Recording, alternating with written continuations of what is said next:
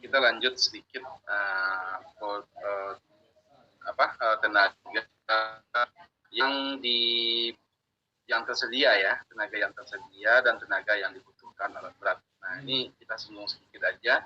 Kemudian untuk materi faktor-faktor yang mempengaruhi produksi kerja alat berat nanti bisa saya rasa bisa dihafal itu ya. Nah, saya mau materi dulu. Share dulu ya. Nanti di layarnya coba dicek materinya. Untuk tenaga alat berat yang dibutuhkan sebenarnya kan di sebelum MIT bahkan untuk soal ujian juga sudah kita ikutkan ya soalnya gitu. Nah, kemudian di sini ada tenaga yang tersedia ya, tenaga alat berat yang tersedia. Nah, ini artinya tenaga yang disediakan oleh mesin dari alat beratnya. Ya, biasanya tenaga yang tersedia ini biasanya lebih kecil dari tenaga yang dibutuhkan. Nah, makanya kita perlu beberapa perlu melihat kemampuan atau kapasitas dari alat berat ini untuk bekerja.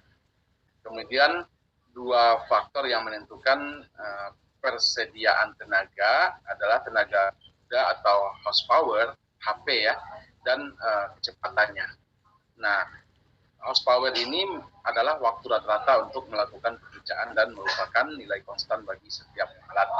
Nah, kita lihat nilainya, ya, rumus hubungan kecepatan dengan horsepower ini sama dengan tenaga tarik dalam kilogram ya, tenaga tarik dikali kecepatan itu kilometer per jam ya. Nanti kalian baca saja yang ininya ya, bagian deskripsinya ini ya.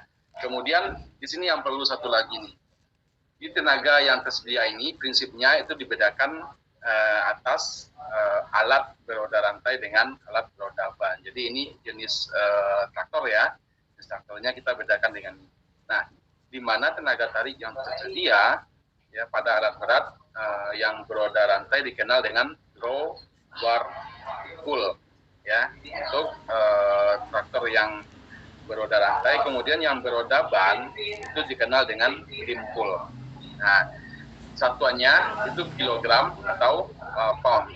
Biasanya kita untuk perhitungan kita biasanya pakai kilogram aja biar mudah. Jadi kita tidak perlu konversi ya.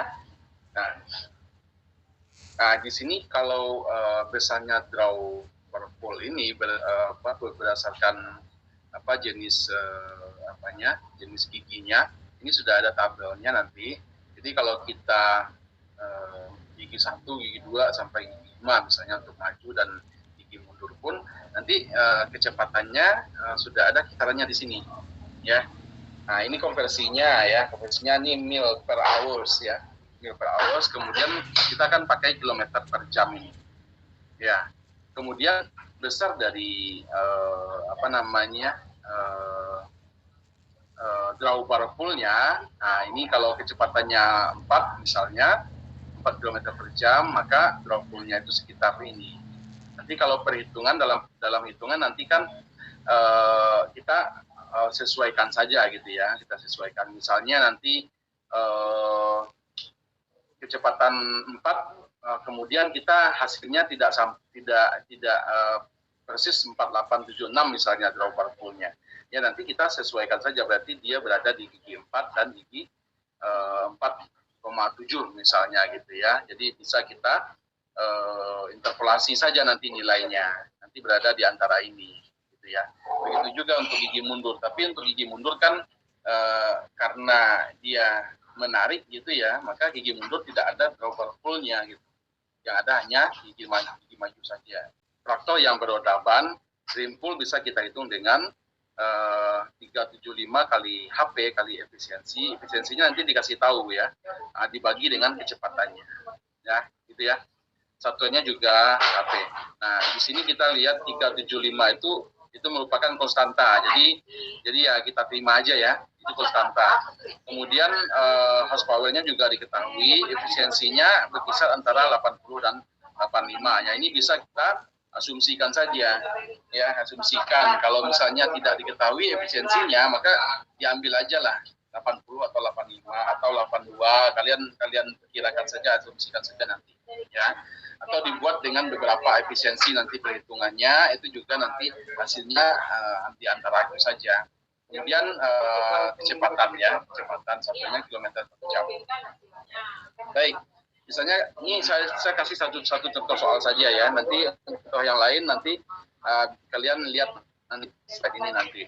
Misalkan ini dump truck, horsepower-nya 180 ya. Kemudian efisiensinya 85% ya, atau 0,85.